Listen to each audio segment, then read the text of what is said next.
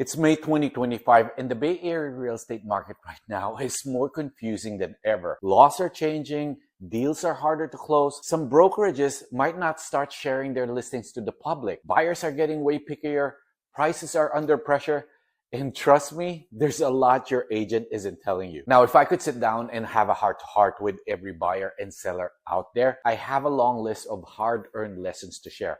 And today, you get that list. I'm pulling back the curtain and giving you 20 truths only experienced Bay Area agents really know. Some might even shock you. Let's begin. Okay, the first one, I have to admit, when I was a new realtor, I did not believe this one. And quite frankly, it didn't apply to the Bay Area that much. But with the housing market slowing down, this now definitely applies.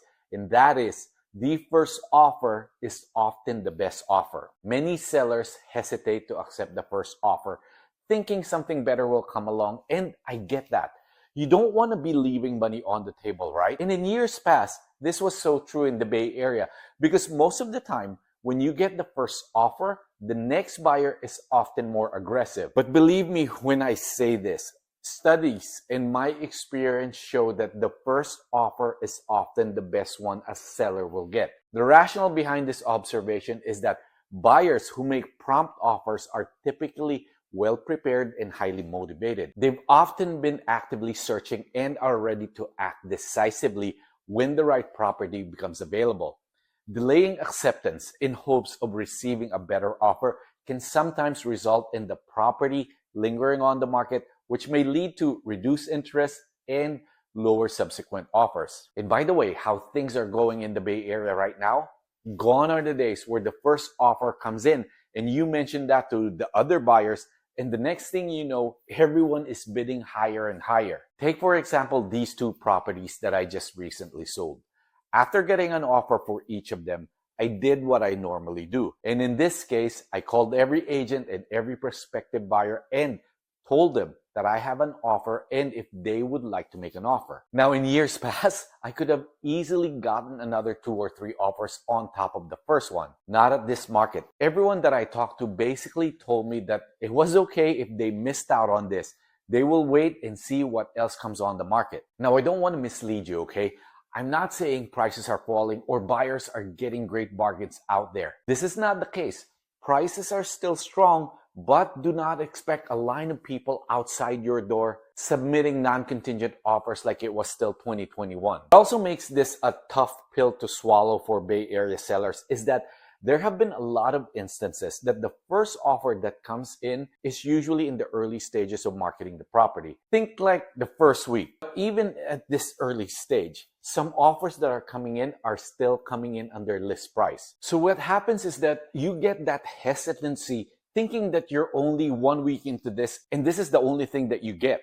Maybe a better offer will come in if you wait, right? Listen up. If you believe that you priced your property right and the property shows well and you have a ton of showings and the open house activity is great and yet you only get one interested party, that could be a sign that your particular market has slowed down significantly. That's exactly what happened to my 2 listings. The property was well received. No one complained about the price. The open house was buzzing. I mean, I literally thought that I would legitimately be getting multiple offers for both of them. It didn't happen. And to be honest, this is what I hear from a lot of buyers. We love the property. We think it's priced good. However, we still want to see what's out there. And if we missed out on this property, that's fine. That wasn't the case before. By the way, if you're finding this helpful, hit that like button so more people can get this info. And don't forget to subscribe. I break down Bay Area real estate topics like this every week. Okay, moving on to the second one. Again, this is a big one right now. Something I've only seen happen once in my entire career. Bay Area home buyers have more negotiating power now more than ever. You are probably underestimating how much room you can negotiate in today's market. And in the Bay Area, that's not something we've been able to say for a long time. It's not just the sales price. There are a ton of things up for discussion if you know what to ask for. You can ask the seller to cover part or even all of your closing costs. That includes appraisal fees, title insurance, loan origination fees, or even rate buy-downs, which lowers your monthly mortgage payment. And yes, sellers are saying yes to this right now. Hey, by the way, here's a quick pro tip. Rate buydowns lowers your monthly mortgage payment, often significantly more than a small price reduction would. This can increase affordability and help you qualify more easily. Here's another thing that you can negotiate. I love it when my buyers write offers on homes that don't already have pre-inspections. Why?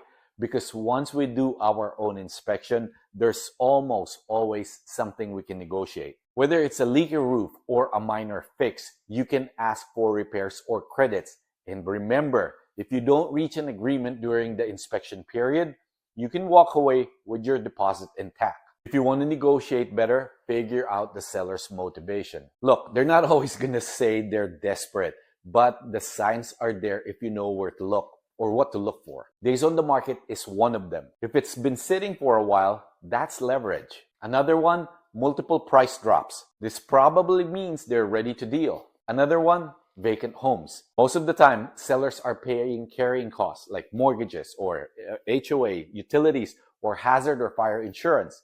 Every month that they need to pay for this eats into their profits. By the way, here's another pro tip. Never ask, will the seller come down on price? Put it in writing, always. A verbal question gets ignored, but a written offer, that forces a real response and puts you in a stronger spot. Moving on, the third one, not all pre-approvals are created equal. Getting a mortgage approval is a must, but where that pre-approval comes from can make or break your deal, especially in the Bay Area. Working with a local lender or someone your agent trusts gives you serious edge. Here's why. Local lenders take the time to understand your financial picture and goals. You're not just a number. They're accessible, responsive, and invested in helping you close. If you need documents to be verified quickly, local lenders can move fast, which matters when you're competing against other buyers or working within a tight time frames. Local lenders, they also know local tax rates, property values, and neighborhood nuances that can affect your approval or your comfort level. Okay, let's be clear about something regarding agent recommendations or referrals. When an agent recommends a lender, it's not about referral fees. In fact, the Real Estate Settlement Procedures Act, or RESPA, strictly prohibits any kind of financial kickback between agents and lenders. We recommend lenders because we've seen who gets the deals done and who doesn't. Choosing an out-of-area or unfamiliar lender can cause delays. They often don't understand local market norms or they miss red flags we deal with every day. I've seen deals fall apart just because the lender wasn't dialed into how things work in the Bay Area. The bottom line here is this. Getting pre-approved is essential, but who pre-approves you matters just as much. Go with someone local, trusted, and proven to perform. It could be the difference between closing on your dream home or starting over. Okay, next up, number 4.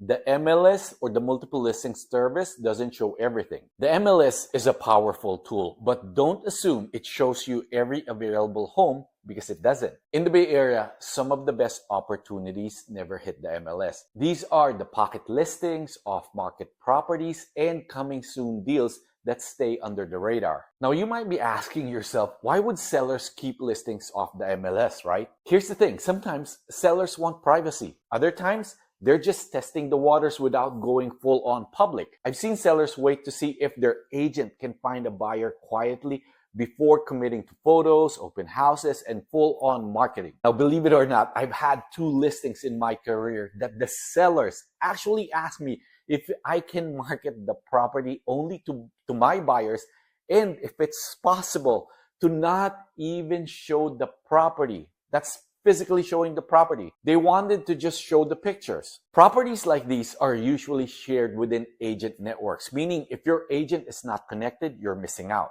This is where relationships matter. A well-connected agent can get you in front of listings before they hit Zillow or Redfin or even the MLS. I've helped buyers land homes that weren't even online yet, just by keeping close ties with other local agents. So you need to make sure your agent has access to this hidden market. You want someone who's in the loop, plugged into the local agent networks, and actively looking beyond what's listed online. Because in this market, the best deals might not always be visible. They're sometimes shared quietly behind the scenes. Here's another that's wreaking havoc on the market. Number 5. Okay, let's talk about something that's been causing a lot of confusion lately. real estate commissions. As of August 2024, new rules went into effect that changed how commissions are handled, especially who pays the buyer's agent. And in the Bay Area, where home prices are already sky high, this shift is a big deal for both buyers and sellers. Here's what used to happen.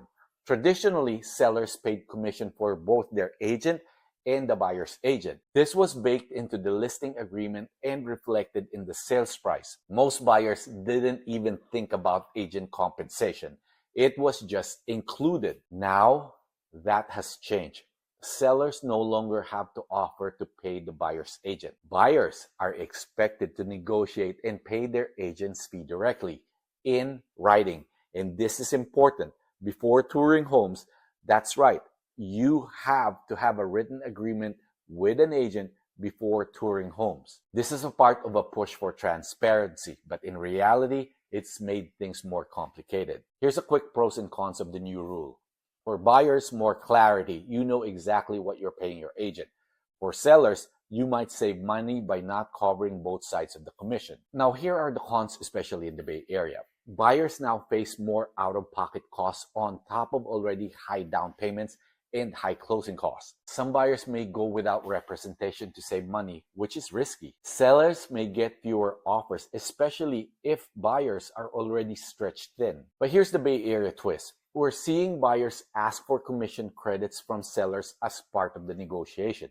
So while sellers technically don't have to pay for it upfront anymore, many are still covering it indirectly just to keep deals moving. Here's the bottom line. The rules have changed, but the total commission amount in most deals, still about the same. It's just being split up differently and negotiated more openly. If you're buying or selling a home right now, you need an agent who understands how to navigate this new system because missteps can cost you real money. So yeah, whether you're buying or selling in the Bay Area, these are the kind of things people wish they knew before making a move. And we're just getting started. This was only part 1. I got even more coming on other parts 2, 3, and 4, that you don't want to miss out. If you want tools that can help you get ahead of the market, check out my free downloads. I've linked them below. They're real resources, not fluff, and I use them with my own clients. Hey, and if this video got you thinking differently, watch it again. Seriously, there's a lot to unpack here, and the second time around, you'll catch things you probably missed. Hit that like if this helped you. Subscribe so you don't miss any of my next videos, and feel free to call, text, or email me, whether you're buying or selling or just trying to figure out your next move.